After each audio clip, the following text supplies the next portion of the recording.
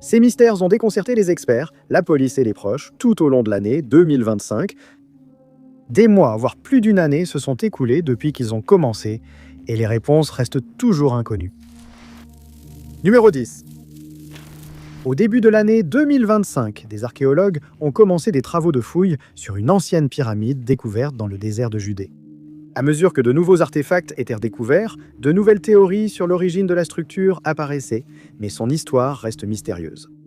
La pyramide a été découverte dans le cadre d'un projet visant à cartographier le désert de Judée et à tenter de protéger les monuments historiques des pilleurs. Ce site particulier était situé au sommet d'une colline au nord de Nahal Zohar et surplombait la mer Morte. Elle atteint 5 ou 6 mètres au-dessus de la colline et est faite de pierres taillées à la main, chacune pesant plusieurs kilos. Au début, on a émis l'hypothèse que la pyramide remontait à la période du premier temple, entre 1000 et 586 avant Jésus-Christ. Cependant, dès le début des fouilles archéologiques, au printemps 2025, il est vite apparu que ce n'était pas le cas. Le climat sec et la région entourant la mer Morte permettent la préservation des matériaux anciens. Les archéologues ont découvert non seulement des artefacts en pierre, mais aussi des parchemins en papyrus et des meubles en bois, qui auraient disparu dans d'autres climats. La découverte de pièces de monnaie a permis de dater la structure. Selon les découvertes, la pyramide a probablement été construite à l'époque hellénistique, lorsque l'influence grecque a dominé la région après la conquête d'Alexandre le Grand. Cela place l'origine de la pyramide au plus tôt, vers 300 avant Jésus-Christ. Le désert de Judée faisait partie des territoires contrôlés par les royaumes ptolémaïques et séleucides. Mais dater le site n'a pas forcément aidé à résoudre le mystère de son utilisation. Au départ, la réponse la plus évidente à ce mystère était qu'il s'agissait d'une sorte de tombe ancienne. Mais les recherches archéologiques suggèrent que ce n'était pas sa fonction d'origine. La quantité de papyrus, de pièces de monnaie et de mobilier trouvés sur le site suggère qu'il avait une fonction quotidienne et servait davantage de lieu de travail que de lieu de sépulture. Une théorie avance qu'il aurait pu servir de bureau des impôts. Le papyrus portait des inscriptions en grec, ce qui pourrait être lié à une forme de collecte d'impôts. La route reliant Édom à Gaza passe sous la pyramide, ce qui la place dans une position idéale pour percevoir de l'argent auprès des voyageurs ou des marchands transportant des marchandises de la mer Morte vers le reste de l'Empire. Sinon, cela pourrait être une tour de guet permettant de surveiller la route pour protéger les voyageurs des bandits. Des armes anciennes ont aussi été retrouvées sur le site, ce qui pourrait être lié à cette fonction. Quelle que soit sa fonction initiale, la structure a été abandonnée à un moment donné. La fonction du bâtiment et la raison de son abandon restent toutes deux mystérieuses. Durant la période romaine, la pyramide eut une nouvelle fonction. Les archéologues ont découvert qu'elle a ensuite servi de tombeau. Au cours des milliers d'années qui ont suivi, le tombeau a été pillé, ne laissant aucun indice pour révéler qui y avait été enterré, mais quelques objets funéraires de l'époque ont été découverts. Les fouilles sur ce site et d'autres sites anciens du désert de Judée se poursuivent. Ce travail apporte un éclairage précieux sur la vie dans cette région il y a des milliers d'années, aidant à raconter l'histoire des multiples empires qui ont régné sur cette terre au fil du temps. Numéro 9. Lorsque George Smith a appelé les secours en montagne, il montrait déjà des signes d'hypothermie. Peu après le début des recherches, les secouristes ont retrouvé le sac à dos de George, mais l'homme reste introuvable. La famille de George indique que le jeune homme de 18 ans a quitté son université de Bristol, en Angleterre, en novembre, pour randonner en Roumanie sans prévenir. Il pense qu'il ne voulait pas inquiéter qui que ce soit pendant son absence. Il est arrivé en Roumanie le 23 novembre et a immédiatement commencé sa randonnée, située dans les montagnes Bucegi. Il a quitté la ville de Brasov dans les montagnes, qui abrite une station de ski populaire, et il est parti en direction du pic Omu. Selon de nombreux médias, il se pourrait qu'il se dirigeait vers le château de Bran, le bâtiment qui a servi d'inspiration pour le Dracula de Bram Stoker, bien que les secouristes aient précisé qu'ils ne savaient pas avec certitude si c'était sa destination prévue. George semblait assez préparé pour la randonnée, avec du matériel de camping, un sac de couchage et de quoi cuisiner. Cependant, durant le premier jour de randonnée, les choses ont mal tourné. Le soir du 23 novembre, George a appelé le 112 pour signaler qu'il était perdu. Il montrait aussi des signes d'hypothermie, ce qui inquiétait les secours. En général, les sauveteurs recommandent à une personne perdue de rester sur place. Retrouver quelqu'un immobile est plus facile que de trouver une cible mobile. Mais dans la situation de George, ce serait très dangereux. La meilleure façon pour lui de tenir l'hypothermie à distance était de continuer à bouger. On a dit à George de revenir sur ses pas et de redescendre la montagne. On espérait que les secours le croiseraient et le ramèneraient en sécurité. 50 minutes après l'appel, l'équipe de secours est arrivée sur place. Mais George avait disparu et il ne l'avait pas croisé en chemin. Les recherches se sont élargies pour retrouver George, apparemment monté plus haut sur la montagne. Difficile de savoir si George l'avait choisi ou s'il était trop désorienté pour revenir sur ses pas. Au début, l'opération de recherche a dû se dérouler entièrement à pied. Le brouillard et les conditions météo empêchaient l'utilisation efficace de drones ou d'hélicoptères. Quand le temps s'est éclairci, plus de ressources ont été mobilisées pour retrouver l'homme disparu. Il n'a pas fallu longtemps avant que les équipes de secours ne trouvent le sac à dos de George. Il avait été abandonné ainsi qu'une grande partie de la nourriture qu'il avait apportée avec lui. En examinant de plus près, les enquêteurs ont remarqué quelque chose d'étrange. Ils se sont rendus compte que George était passé devant le chalet Malayest à 21h le jour de sa disparition. La cabane, prisée des randonneurs, sert souvent de lieu de repos. Le soleil s'est couché vers 17h, Les équipes de secours n'arrivaient pas à comprendre pourquoi George avait décidé de dépasser le chalet et de continuer à marcher dans l'obscurité, surtout que les conditions météorologiques n'étaient pas bonnes. Il se peut qu'il n'ait même pas remarqué avoir dépassé le chalet. L'enquête continuait, mais les secours étaient confrontés à de fortes chutes de neige et au risque d'avalanche.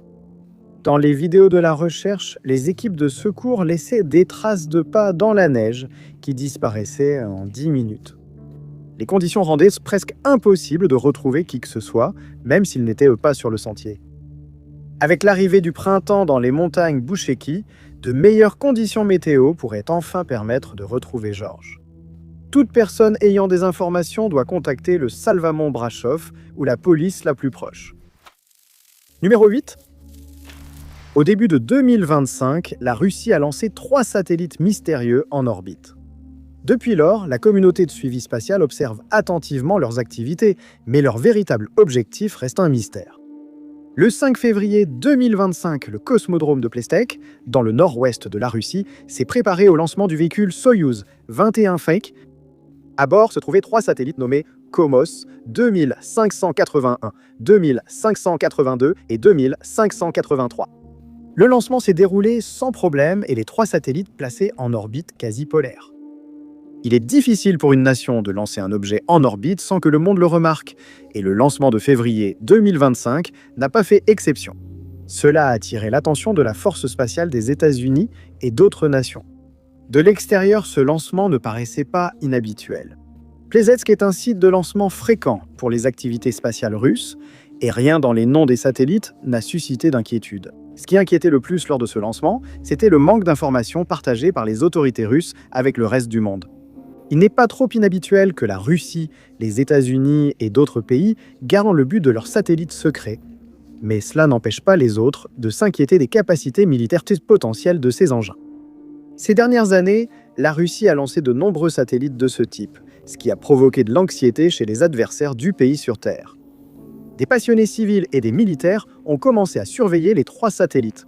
Et ce qu'ils ont découvert, c'est que le trio semblait s'entraîner à effectuer une sorte de manœuvre en orbite. Au début, l'activité était centrée sur Cosmos 2581 et 2582. Le premier satellite servait de cible et le deuxième manœuvrait vers lui puis s'en éloignait à nouveau. Ce genre de manœuvrabilité en orbite n'est ni nouveau ni révolutionnaire, mais c'est aussi quelque chose qui se fait dans un but précis. Les scientifiques d'y penser qu'ils s'entraînaient à une procédure d'amarrage ou à quelque chose de similaire. Alors que sur Terre, on s'interrogeait sur cette activité, une nouvelle surprise est survenue le 18 mars. Cosmos 2583 avait lancé un autre objet, connu sous le nom d'Objet F. Au début, les scientifiques ne pouvaient pas être sûrs si cela était intentionnel ou non. Il pouvait s'agir d'un débris spatial causé par une collision invisible entre 2583 et un autre objet. Mais le fait qu'un seul objet soit visible semblait indiquer que ce n'était pas accidentel. Cosmos 2583 effectuait alors des manœuvres avec ce nouvel objet mystérieux, ce qui semblait confirmer que son lancement était intentionnel. Après environ 2 mois, 2853 s'est éloigné de l'objet mystérieux, le déplaçant vers une orbite plus haute et plus proche de 2851. À ce stade, 2582 s'était légèrement éloigné du groupe, mais continuait tout de même à suivre le groupe. En juin, 2582 est revenu pour se rapprocher à nouveau de 2851. Même si ces mouvements continuaient, les scientifiques sur place ne pouvaient pas déterminer quel était le but de l'opération. Selon des responsables de la défense américaine, que cette activité illustre la volonté de la Russie de militariser l'espace extra-atmosphérique. Les mouvements étaient supposément des tactiques d'attaque et de défense. Cette interprétation suggère que 2 des satellites tentaient d'encercler et d'isoler le 3e. Mais des astronomes ont soutenu que ce n'est pas nécessairement le cas et qu'il pourrait y avoir une explication plus banale. Plus d'1 an s'est écoulé depuis le lancement en orbite de ce trio de satellites et ils continuent de tourner autour de la Terre. Après l'agitation et l'inquiétude initiale, d'autres satellites russes ont attiré davantage l'attention, laissant le but de ce trio dans le mystère. Le but de l'objet F, ainsi que la nature même de cet objet, restent également inconnus. Numéro 7. La matière noire est peut-être la substance la plus mystérieuse de l'univers. Depuis des décennies, les scientifiques tentent de mieux comprendre cette matière mystérieuse. Mais à chaque nouvelle découverte, il y a encore plus de questions qui nécessitent des réponses. La découverte de l'objet sombre de la plus faible masse jamais trouvée était l'une de ces situations. La matière noire est le nom donné à une matière qui n'émet aucune forme de lumière détectable par les instruments modernes. Les scientifiques estiment qu'elle forme l'essentiel de l'univers connu. Lorsqu'une galaxie tourne dans l'espace, la force générée par ce mouvement tente de déchirer la galaxie. Elle reste intacte uniquement grâce à l'attraction gravitationnelle de la matière dans la galaxie. Mais en mesurant la matière visible d'une galaxie, les astrophysiciens ont vu qu'elle ne suffisait pas à produire la gravité pour la maintenir. Une forme de matière invisible, la matière noire, devait être présente. La matière noire ne peut être détectée que par l'effet de lentilles gravitationnelles. La lumière d'une galaxie lointaine est déformée en passant près de la matière noire avant d'atteindre la Terre. En 2025, de nouvelles techniques, nécessitant l'utilisation d'un superordinateur pour l'analyse des données, ont permis de localiser un amas de matière noire plus petit que tout ce qui avait été détecté auparavant. Des scientifiques étudièrent des galaxies situées entre 10 et 17 milliards d'années-lumière de la Terre lorsqu'ils ont remarqué quelque chose d'étrange. JIVAS B, un 9386666, est une galaxie qui fascine les scientifiques depuis sa découverte il y a plus de 10 ans. Elle est composée d'au moins 2 galaxies, l'une devant l'autre. La galaxie au premier plan crée un effet de lentille gravitationnelle. Lorsqu'on l'observe à travers une lentille infrarouge, la galaxie ressemble à un point sombre entouré d'un anneau noir. Un arc orange sur cette image montre les ondes radio détectées provenant de la galaxie. Mais en examinant l'arc de plus près, les scientifiques remarquent un léger resserrement. Ce resserrement devait être une distorsion causée par un autre objet, un objet qui restait invisible. C'était le premier indice que l'objet d'énergie noire de faible masse existait. En l'étudiant davantage, les astrophysiciens ont pu déterminer la taille de l'objet. Il avait une masse d'environ 1,13 fois celle du Soleil, concentrée dans un espace d'un rayon de 80 parsecs. Bien que 1,13 fois la taille du Soleil puisse sembler grand, c'était de loin le plus petit objet de matière noire jamais découvert par les scientifiques. Le deuxième plus petit est environ 100 fois plus grand que cet objet. Mais les scientifiques ne pouvaient pas confirmer qu'il s'agissait d'un objet de masse noire. Sinon, il se pourrait que ce soit une sorte de galaxie naine compacte et inactive. Si c'est un amas de matière noire, cela pourrait avoir de grandes implications pour notre compréhension de cette substance. Une grande question sur la matière noire est de savoir si elle est chaude ou froide. Une matière noire agglomérée indiquerait qu'elle est plutôt froide et moins énergétique que la matière noire chaude. Les scientifiques ont trouvé des amas, mais cherchent à comprendre comment ces petits amas de matière noire se forment, ce qui modifierait notre compréhension de ces interactions et de ces formes possibles. Cela pourrait aussi changer les chiffres dans les équations, tandis que les scientifiques cherchent à comprendre son fonctionnement. Numéro 6. Plus d'1 an s'est écoulé depuis que Janina Goncalves a disparu de son domicile dans le New Jersey. Depuis lors, peu d'indices ont permis de révéler ce qui lui est réellement arrivé, et sa localisation reste un mystère. Janina vivait aux États-Unis depuis environ 3 ans au moment de sa disparition. Née au Brésil, elle a vécu avec sa famille dans le Rio Grande do Sul avant de déménager aux États-Unis après la pandémie. Elle s'est installée à Elizabeth, New Jersey, et s'est vite fait des amis. Peu de temps après son arrivée, elle a rencontré Brendan Trevisano. Ils se sont mariés et leur relation semblait bonne. Janina est restée en contact étroit avec sa famille au Brésil, y compris son fils adulte, Eduardo. Sa famille n'avait jamais rencontré Trevisano avant la disparition de Janina. Mais sa famille a indiqué qu'elle ne s'était jamais plainte de lui. Il était très attentionné et causait parfois de petits problèmes, mais la mère de Janina a rapporté qu'il l'appelait souvent. Et Janina devait parfois interrompre ses appels vidéo avec sa mère pour répondre aux appels de son mari. Mais rien ne semblait vraiment inquiétant à son sujet. Mais Trevisano cachait un secret à Janina. Quelques mois avant sa disparition, elle a appris qu'il était marié et avait une fille avec une autre femme. Le mariage précédent a rendu leur union illégale, ce qui aurait pu poser des soucis d'immigration. Selon Trevisano, cette nouvelle a provoqué une énorme dispute entre eux deux et il est parti pour passer plus de temps avec son autre femme et sa fille. La mère de Janina a remarqué qu'elle paraissait plus stressée lors de leurs appels au cours des mois précédant sa disparition. Elle taisait la cause de son stress pour ne pas inquiéter sa mère. Elle expliquait que c'était lié aux démarches pour sa carte verte, sans donner de détails. Lors de son dernier appel avec son fils, elle était heureuse et impatiente de retourner au Brésil après 3 ans. Janina a été vue pour la dernière fois le 10 mars 2025, entrant dans le complexe d'appartements où elle vivait avec Trevisano. Elle n'a jamais été vue sortir de l'immeuble. Ce soir-là, elle a échangé des messages avec une amie et rien ne semblait anormal. Le lendemain matin, Janina n'a répondu à aucun message. Son amie a essayé d'appeler Trevisano le 12 mars, mais n'a obtenu aucune réponse. Ce n'est que le 13 mars que l'ami a réussi à joindre Trevisano. Il a affirmé qu'il avait déménagé de l'appartement et qu'il n'avait aucune idée d'où se trouvait Janina. Sans nouvelles depuis des jours, elle a été déclarée disparue à la police. La police a fouillé son appartement, après avoir été laissée entrer par Trevisano, qui leur a donné une clé de la propriété. Il a donné un échantillon d'ADN après avoir d'abord refusé de parler, expliquant aux médias qu'il n'avait pas d'avocat présent. Le téléphone et l'ordinateur portable de Janina ont été retrouvés dans l'appartement et sa voiture a été localisée à proximité. Si des indices sur sa disparition étaient sur son téléphone, ils n'auraient pas été partagés publiquement. La police a saisi la voiture et le téléphone de Trevisano, même s'il n'était pas considéré comme une personne pouvant intéresser les enquêteurs. Depuis les premiers appels à témoins lors de la disparition de Janina, il n'y a eu aucune nouvelle information dans son affaire. Son fils est allé au New Jersey chercher des réponses, mais il est revenu sans explication sur la disparition de sa mère. Il a emporté ses affaires avec lui au Brésil. Le programme Crime Stoppers du comté d'Union offre 10 000 $ pour toute information menant à une arrestation et une mise en accusation dans cette affaire.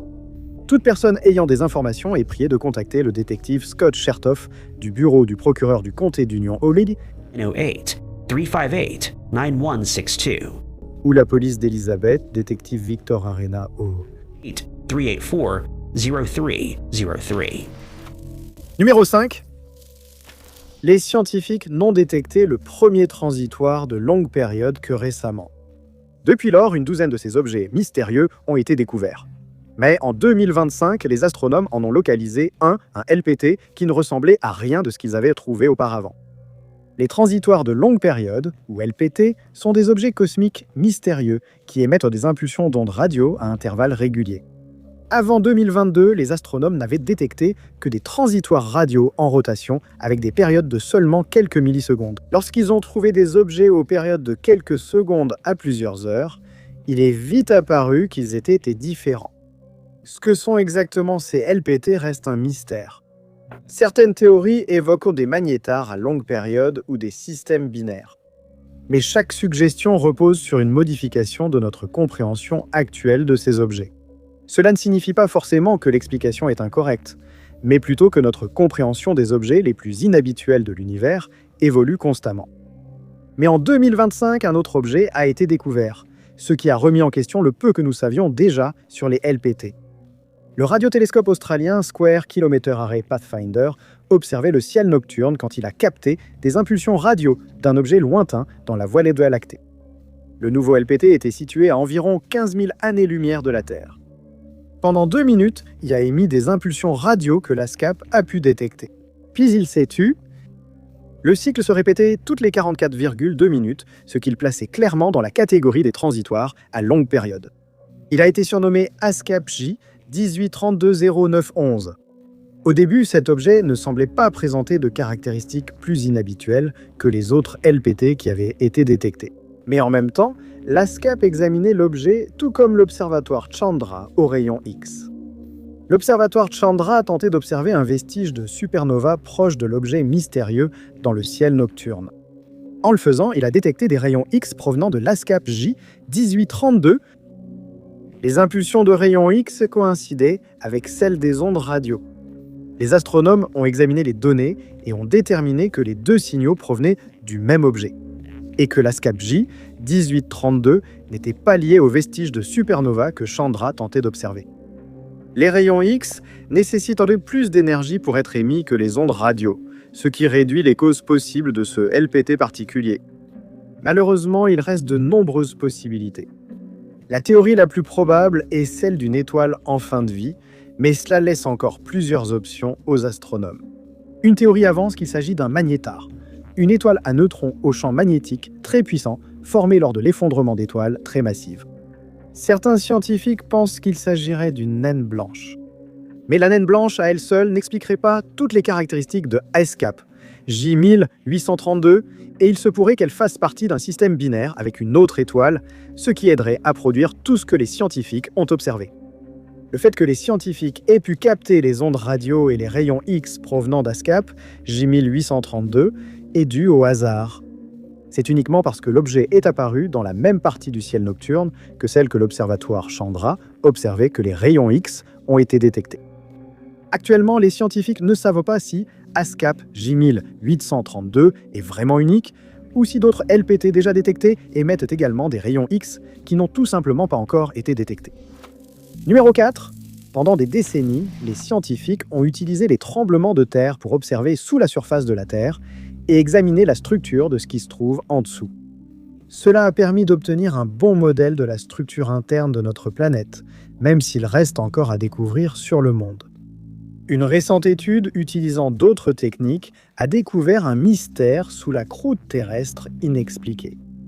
La croûte terrestre est la couche la plus fine de sa structure, mais elle est encore bien trop épaisse pour que les humains puissent la percer. Tout ce que nous avons manipulé physiquement sur Terre provient de la croûte. Même lors des éruptions volcaniques, où des matériaux du manteau sont amenés à la surface, ce ne sont en général que des roches de la croûte récemment fondues qui remontent. Tout ce qui se trouve à partir du manteau reste un mystère. Tout ce que nous savons sur la structure de la Terre, de sa constitution physique à la composition chimique de ses différentes couches, doit être déterminé par des moyens indirects. Le moyen le plus efficace que les scientifiques ont trouvé pour résoudre le mystère de la structure de la Terre est d'utiliser les tremblements de terre. Les tremblements de terre produisent 3 types d'ondes différents, qui se propagent tous à travers la Terre de manière différente. Les scientifiques étudient la vitesse des ondes à travers divers matériaux et leur réflexion ou réfraction pour modéliser l'intérieur de la Terre. Le souci de cette méthode est sa moindre efficacité dans les zones à faible activité sismique. Les scientifiques connaissent bien les structures sous les limites des plaques, mais au centre de l'océan Pacifique, où les séismes sont rares, il est plus difficile d'obtenir une image claire. Une étude récente a utilisé l'inversion complète de forme d'onde pour contourner ce problème. Elle exploite toute la forme d'onde sismique pour créer des modèles très détaillés de la Terre, mais le résultat était très différent de ce qui était attendu. Des scientifiques ont trouvé de grandes structures dans le manteau terrestre où les ondes sismiques se déplacent à des vitesses différentes. L'une de ces anomalies était une grande zone dans le Pacifique occidental. Ici, les ondes se propageaient bien plus vite que la moyenne, ce qui indique que ce matériau était bien plus ancien que le reste du manteau. Les scientifiques s'attendent à observer cela sous les zones de subduction, où une plaque passe sous une autre. Une fois qu'elle a été forcée dans le manteau terrestre, une plaque va généralement s'enfoncer verticalement vers le bas jusqu'à ce qu'elle soit complètement fondue. Cela peut prendre des dizaines de millions d'années, et pendant que la fusion a lieu, la plaque reste plus froide que le reste du manteau, accélérant la propagation des ondes sismiques lorsqu'elle le traverse. C'est logique près des zones de subduction, mais dans l'océan Pacifique, aucune explication claire n'existe. Aucune zone de subduction n'est connue dans cette région depuis des centaines de millions d'années, à notre connaissance. L'océan Pacifique n'était pas le seul à avoir ces mystérieuses structures anormales. Les scientifiques ont trouvé dans le manteau des zones de matière plus froides ou plus chaudes, inexpliquées par nos connaissances actuelles. Ce mystère est crucial car il pourrait changer nos modèles de l'ancienne Terre. Cela modifierait nos modèles climatiques et notre compréhension de l'évolution de la planète au fil du temps. En apprendre davantage sur notre propre planète nous aide à mieux comprendre les activités géologiques sur des mondes lointains et comment cette activité pourrait favoriser ou empêcher la vie sur ceux-ci. Numéro 3. Ellie Wood était à seulement quelques mois d'obtenir son diplôme universitaire lorsqu'il a disparu sans laisser de traces, en octobre 2025. Le lendemain de la dernière fois où il a été vu, l'appartement où il vivait à Kitchener, en Ontario, a été incendié, laissant sa famille et ses amis inquiets pour leur sécurité. Ellie a été vu le 18 octobre 2025. Il poursuivait des études supérieures à l'université Wilfrid Laurier, où il se concentrait sur le travail social. Pour sa famille et ses amis, Ellie était quelqu'un de gentil et compatissant, toujours prêt à aider les autres. Sa mère lui a parlé pour la dernière fois le soir du 18 octobre. Il comptait passer la nuit chez lui avec son chien et finir des tâches ménagères. Le lendemain matin, vers 6 heures, les pompiers ont été appelés à la maison située sur Major Street où vivait Ellie. L'immeuble avait 3 appartements, mais seul celui du fond, où vivait Ellie, était ravagé par les flammes. À l'intérieur, les pompiers ont trouvé le chien d'Ellie sans vie, mais il n'y avait aucune trace de l'étudiant disparu. Nombre de ses effets personnels ont aussi été détruits dans l'incendie. La police et les pompiers ont rapidement conclu que l'incendie était volontaire et qu'Ellie n'en était pas responsable. Ils soupçonnaient qu'il avait été délibérément visé et que l'incendie avait un lien avec sa disparition. La police n'a pas expliqué publiquement comment elle est parvenue à ces conclusions. Peu après la disparition d'Ellie, des recherches citoyennes ont été organisées. Les mauvaises conditions météorologiques ont forcé l'interruption des recherches le long de la rivière, jugée trop dangereuse à poursuivre. Depuis lors, d'autres recherches ont eu lieu. De nombreuses recherches ont été menées par des étudiants de l'université d'Ellie, qui estiment devoir percer ce mystère. Les proches d'Ellie ont partagé son histoire en ligne dans l'espoir que quelqu'un sache ce qui lui est arrivé, tout en demandant au public de ne pas spéculer sur sa disparition. Pour eux, partager son histoire vise à toucher ceux qui savent déjà ce qui lui est arrivé et à les convaincre d'informer la police. Selon la mère d'Ellie, elle est en contact avec la police qui enquête sur la disparition de son fils et la police a gardé de nombreux détails de l'enquête confidentielle afin de préserver l'intégrité de l'affaire. Depuis le premier appel à témoins, aucune mise à jour officielle n'a été faite, malgré les appels réguliers de la police et de la famille. Ellie avait 25 ans au moment de sa disparition. Il est décrit comme mesurant environ 1,47 m et pesant entre 39 et 43 kg. Il a les yeux verts, des sourcils, cils et mèches de cheveux partiellement blancs. Il a un tatouage de fleurs et d'hippocampe sur l'avant-bras gauche et un tatouage d'arc-en-ciel sur le haut du bras droit. En décembre, sa famille a offert 5 000 $ pour toute information menant à sa localisation. La police a indiqué ne pas être liée à cette récompense, qui est proposée indépendamment. Toute personne ayant des informations sur l'affaire d'Ellie peut contacter le service de police régional de Waterloo. 9-570-9777. Poste 8191. Des informations anonymes peuvent également être envoyées à échec au crime au 1-800 22 28477 ou en ligne sur waterloocrimestoppers.com. Numéro 2. Göbekli Tepe est l'un des sites préhistoriques anciens les plus célèbres qui ont été découverts jusqu'à présent. C'est le plus ancien site monumental connu au monde et il a joué un rôle clé dans le début de l'agriculture et du mode de vie sédentaire dans la région. Mais ce n'est pas le seul site ancien du néolithique dans cette région. Au moins 10 autres sites ont été découverts et sont en cours d'exploration par des archéologues. L'un de ces sites était Sefer Tepe, qui a jusqu'à présent été éclipsé par Göbekli Tepe et d'autres établissements de la région. Mais en 2025, des archéologues ont découvert des artefacts mystérieux qui ont révélé à quel point ce site plus petit était important pour la région. Sefer Tepe était habité approximativement entre 9500 et 8000 avant Jésus-Christ, ce qui en fait un contemporain de Göbekli Tepe. Il fait également partie du groupe Tastepler, ce qui se traduit du turc par monticule de pierre et englobe plusieurs sites anciens près de la ville moderne d'Urfa. Jusqu'à présent, les archéologues ont découvert de nombreux artefacts étranges sur le site, y compris des monuments en forme de T. Mais comparé à Göbekli Tepe et d'autres sites de Tastepler, rien ne paraissait vraiment spécial. L'un des aspects les plus intrigants découverts avant 2025 était la salle des crânes. Cette petite chambre contenait les crânes de 22 personnes, mais le reste des squelettes était introuvable. En 2025, les fouilles ont apporté plus d'éclaircissements sur la salle des crânes. D'autres crânes ont été découverts dans la zone, et les archéologues ont observé que les os du dernier squelette avaient été soigneusement retirés. Il s'agissait d'un acte délibéré, mais cela ne semblait pas avoir été fait avec violence. Cela semblait lié à l'inhumation et pouvait constituer une forme de culte des ancêtres. Dans une chambre voisine, les archéologues ont trouvé des squelettes complets de plusieurs personnes, suggérant un traitement des restes en plusieurs étapes. Les découvertes ont apporté de nouveaux éclairages sur ce à quoi pouvaient ressembler les pratiques culturelles du peuple Tastepler, du moins à Sefertépé. La séparation des têtes du reste des ossements suggère une certaine signification spirituelle ou des rituels liés à la fin de la vie et à l'au-delà. Cependant, ce n'était pas la seule chose trouvée à Sefertépé qui a attiré l'attention des archéologues en 2025. En fin d'année, les archéologues ont découvert une plateforme en pierre dont 2 coins étaient ornés de têtes en pierre soigneusement sculptées. Les 2 têtes étaient sculptées dans des styles différents. L'une était plutôt en bas-relief, ne dépassant que partiellement de la plateforme. L'autre était plus prononcée. Elle dépassait davantage de la plateforme et le nez ainsi que les oreilles étaient plus définis. Pour les archéologues, ce n'étaient pas juste 2 statues faites par des artistes de compétences variées. Ils pensèrent que la différence entre les 2 têtes était volontaire et symbolique. La manière exacte reste un mystère. Une théorie suggère que l'une des sculptures pouvait représenter des ancêtres décédés, tandis que l'autre représentait les personnes encore sur Terre. Sefertépé et le reste des villes de Tastepler étaient habités bien avant l'invention de l'écriture, donc ils n'ont rien laissé d'écrit qui pourrait aider à expliquer ces mystères.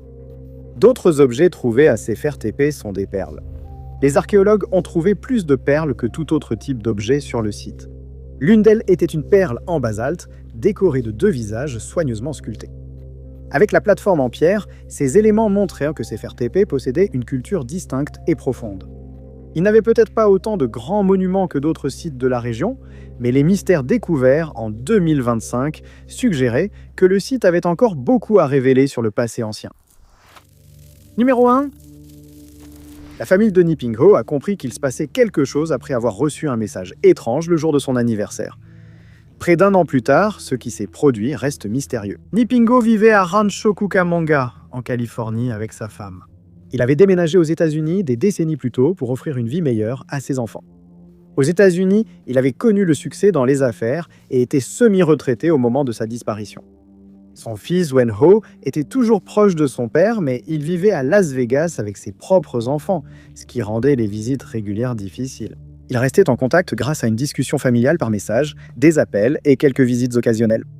Niping a été vu pour la dernière fois par sa famille le 16 mars, lorsqu'il est parti pêcher avec Win et ses petits-enfants. Sa femme était en Chine à ce moment-là. Après le retour de Win et des petits-enfants, Niping est resté actif sur le chat familial, mais au cours des semaines qui ont suivi, ses messages sont devenus de plus en plus étranges et robotiques. Il refusait de parler à sa famille pendant les appels et a demandé à sa femme de rester en Chine, promettant de la rejoindre bientôt. Au début, la famille de Niping n'a pas remarqué de problème. Ce n'est que lorsque Wen a essayé d'organiser l'anniversaire de son père au début du mois de mai qu'il a remarqué à quel point Niping se comportait de façon étrange. Il a refusé de voir ses petits-enfants, ce qui ne lui ressemblait pas. Wen a choisi de lui offrir un colis de nouilles chinoises maison en cadeau. Au lieu de remercier, Niping a simplement envoyé le message. « Oui, je l'ai reçu. » À ce stade, Wen était sûr qu'il y avait un problème. Il a demandé aux membres de la famille qui vivaient à proximité d'aller voir Niping. Leur découverte était étrange. Sa maison avait été vidée, tout, des voitures aux meubles et couverts, avaient disparu. Quelqu'un avait peint l'intérieur de la maison, mais ne l'avait pas fait correctement. Lorsqu'ils ont vérifié ses relevés bancaires, la situation est devenue encore plus inquiétante. De l'argent avait été siphonné de ses économies de retraite pour acheter plus d'$1 million de lingots d'or en ligne. C'était également inhabituel. Selon Win, son père n'était pas doué en informatique et n'avait jamais acheté d'or auparavant. Niping a été signalé disparu le 4 mai, le lendemain de son 74e anniversaire. Selon la police, quelqu'un utilisait son téléphone pour envoyer des messages à sa famille. Sa famille pense qu'il a été kidnappé. Nguyen Ho est un investisseur à succès dans les crypto-monnaies, qui était déjà apparu dans les médias pour l'achat d'une maison à 9,7 millions de dollars à Bel Air en 2021. Nguyen a supposé que la disparition de son père pouvait être liée à d'autres enlèvements en rapport avec les crypto-monnaies, mais il n'a jamais reçu de demande de rançon concernant son père. Et il semblait que la personne qui l'avait enlevé essayait de cacher sa disparition aussi longtemps que possible. Quelle que soit la raison, la famille de Ni Ping souhaite juste son retour rapide à la maison. Après un premier appel à témoins, en juillet 2025, il y a eu peu de nouvelles dans l'affaire de Ni Ping. Il est décrit comme mesurant 1,70 m et pesant 77 kg. Il a les cheveux gris, les yeux noirs, une tache de naissance sur le haut de l'épaule gauche et une cicatrice chirurgicale en bas du dos. Toute personne ayant des informations sur cette affaire peut contacter le département du shérif du comté de San Bernardino au 909 367 Yaki. Sa famille offre une récompense de 150 000 $ pour toute information permettant son retour ou l'arrestation et la condamnation de ses ravisseurs. Vous pouvez soumettre des informations via le site findnipingwo.com. Merci beaucoup de nous avoir regardés. Si vous avez aimé cette vidéo, n'oubliez pas d'appuyer sur le bouton j'aime. N'oubliez pas non plus de vous abonner et de cliquer sur la cloche de notification pour rester informé de toutes nos prochaines vidéos. Mais moi, c'est Top 5 Unknowns et on se retrouve dans la prochaine vidéo.